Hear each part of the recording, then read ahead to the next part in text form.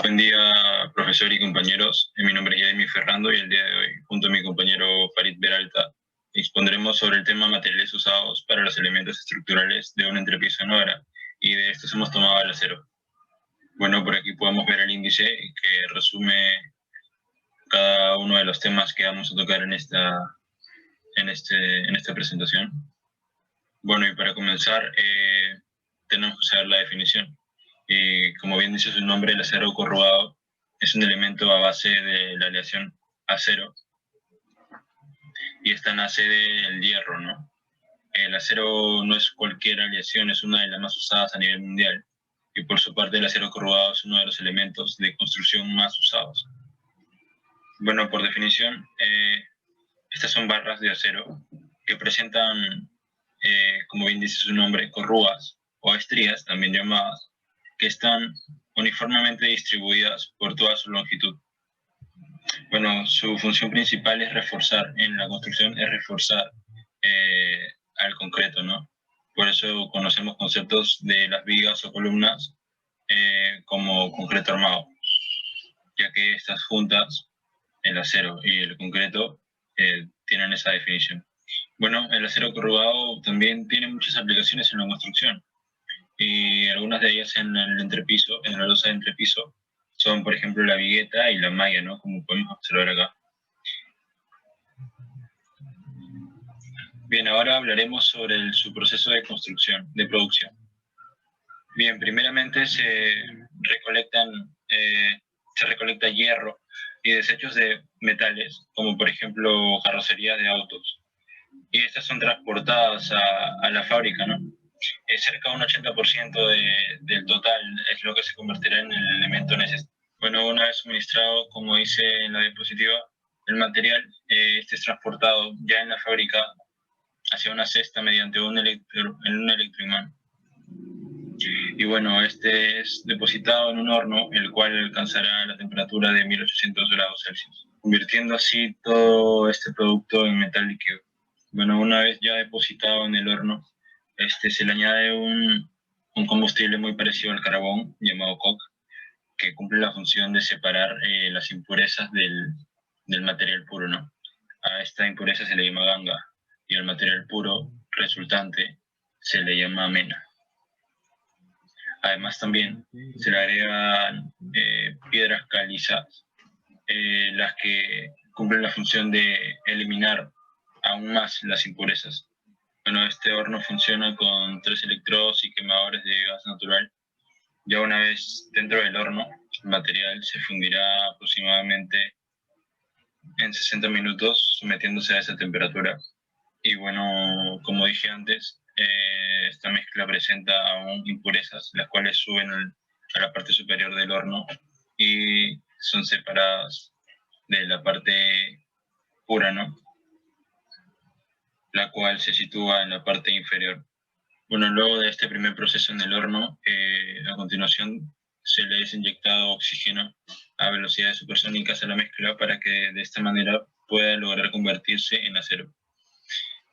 Este material luego es introducido en un caldero de colada, en el cual se le añadirán aditivos para obtener el tono correcto. Bueno, a continuación el material es ingresado a moldes que le dan la forma al acero de palanquillas, como pueden observar en la imagen. Y bueno, rápidamente este se enfría y se endurece. Estas palanquillas son cortadas después y su largo pueden variar de 4.5 a 10.6 metros. Bueno, estas palanquillas luego son almacenadas y después son vueltas a recalentar, llegando a una temperatura de 1200 grados centígrados. Y bueno, ¿esto para qué es? Es para que luego puedan pasar por el tren de laminación, el cual va dando forma mediante rodillos y cajas de desbaste, las cuales las estiran, forman las bardas y los perfiles, ¿no? Y bueno, de este producto ya final pasa a la mesa de enfriamiento, en donde se cuenta, se corta y se empaqueta. Bueno, en las siguientes imágenes podemos observar el sistema de producción más resumido. En la primera el horno, como podemos ver, se le ingresa el hierro y los desechos de metales, como dijimos en el principio.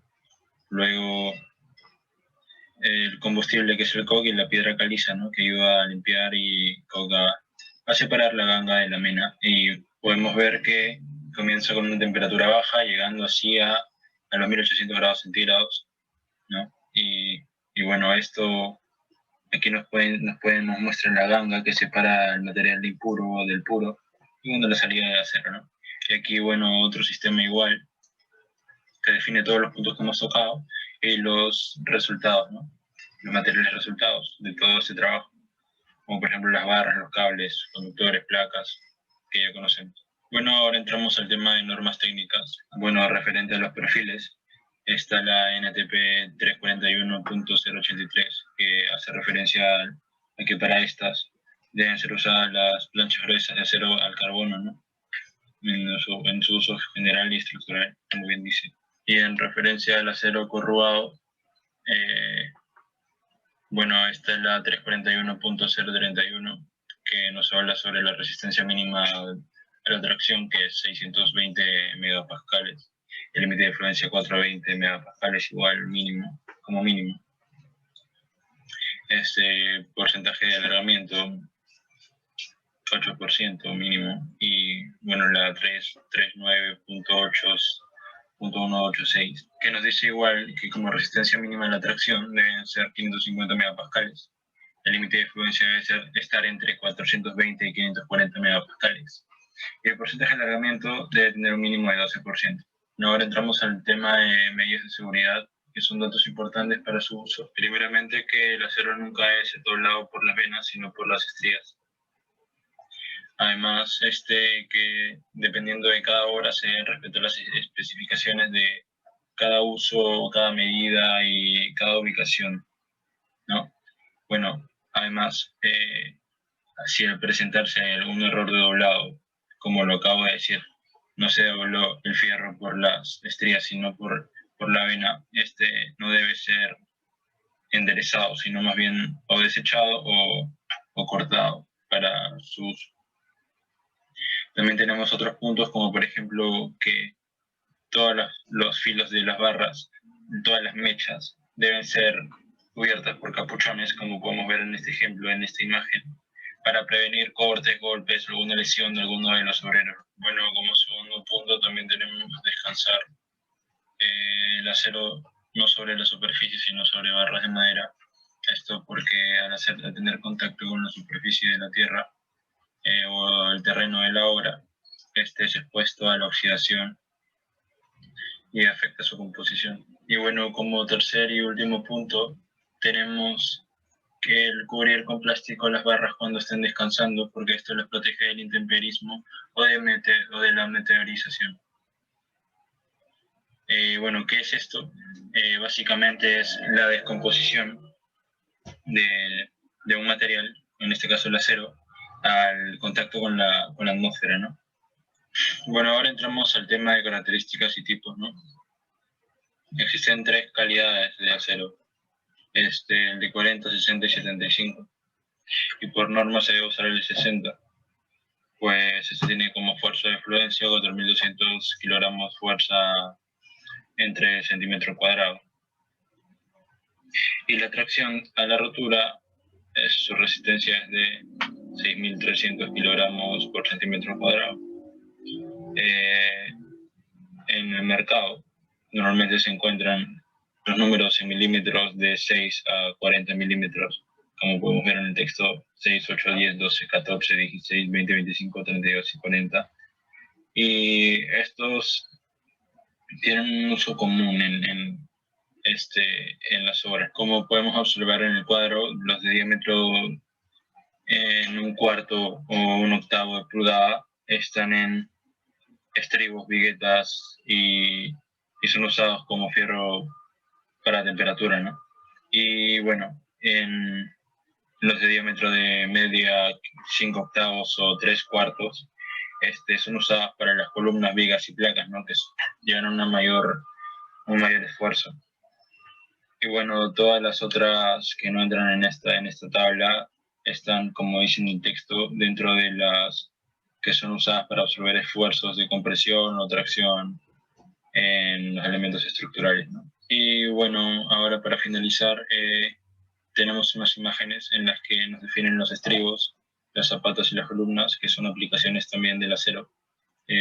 Como podemos ver aquí en la imagen, muchos tipos de estribos para diferentes tipos de columnas, ¿no? Y vigas, de diferentes medidas. Y bueno, la zapata y la columna que podemos observar acá, ¿no? Bueno, de esta zapata se desprende una columna, ¿no? Y podemos ver a lo largo de su longitud estribos, ¿no? Y bueno, también vemos la aplicación del acero en la zapata, tanto como en la columna. Y bueno, eso es todo. Gracias. Bueno, continuando con la exposición, el que les habla es Farid Peralta Torrejón y comenzaré hablando sobre los beneficios. Uno de sus primeros beneficios es que debido a sus resaltes inclinados se puede adherir de una mejor manera al hormigón, además de brindarle un mayor nivel de ductibilidad que este no tiene. Y de la misma manera el hormigón reviste al acero brindándole mayor protección contra la oxidación y priorizando su durabilidad.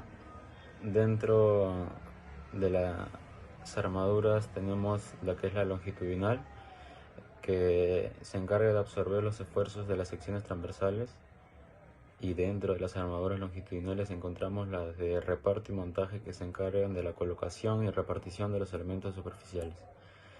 Luego tenemos la armadura transversal, que permite la resistencia a las tensiones diagonales e impidiendo el pandeo de la armadura longitudinal.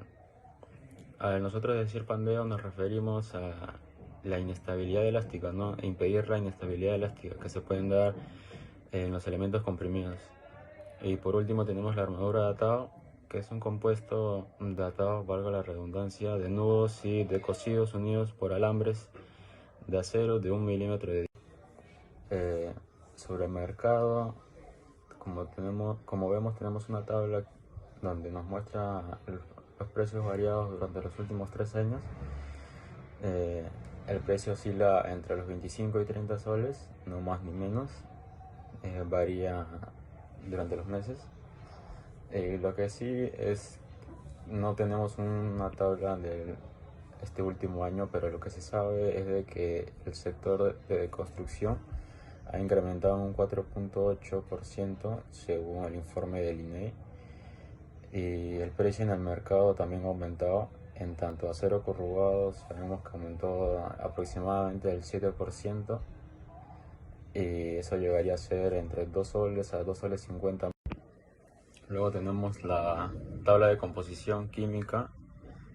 Como vemos en la tabla, todos tienen su límite máximo, y dependiendo del análisis de colada y análisis de producto, este puede variar en 0.02 a 0.03%. Esto también depende más del fabricante, ¿no? Luego tenemos las tablas de las propiedades mecánicas, donde va a variar dependiendo más que nada al diámetro. En tanto el límite de la fluencia y la resistencia de tracción permanece igual para cualquier medida. Igual manera en la relación mínima del RT y el F.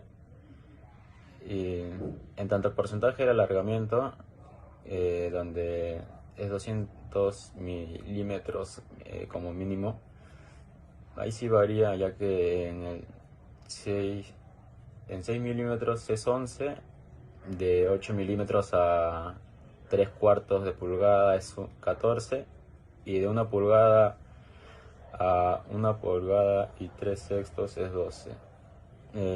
Luego que el doblado a 180 depende a partir del 6 milímetros a 5 sextos de pulgada, que es 3D.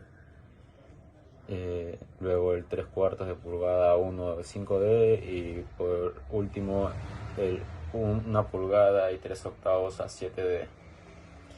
Luego tenemos la tabla de la tolerancia dimensional, donde esto más depende a la medida del diámetro, ¿no? Todo se vuelve proporcional, ya sea su masa, su sección, su perímetro, su espaciamiento medio máximo, su altura media mínima y su ancho base. Bueno, y finalmente tenemos las conclusiones y recomendaciones. Comenzamos en que primero, el acero es uno de los elementos o materiales más importantes dentro de los entrepisos o de una construcción en general. Hemos hablado acerca también de sus propiedades, sean físico-mecánicas, acerca de su producción, de la extensa medidas que se toman, ¿no?, por cada nivel al producirlas. Y como recomendación también tener en cuenta de que ciertas leyes, que su venta y el uso están escritas en las normas técnicas peruanas. Además hemos visto las tablas donde existen ciertos límites para el uso, para el fabricante o el comprador. Y finalmente en los cuadros de tolerancia también, ¿no?, observamos cómo el acero curvado, mediante propiedades, tiene a atender estándares diferentes, ¿no?, de acuerdo ya sea a las medidas, ¿no?, o a las funciones que cumplen. Gracias.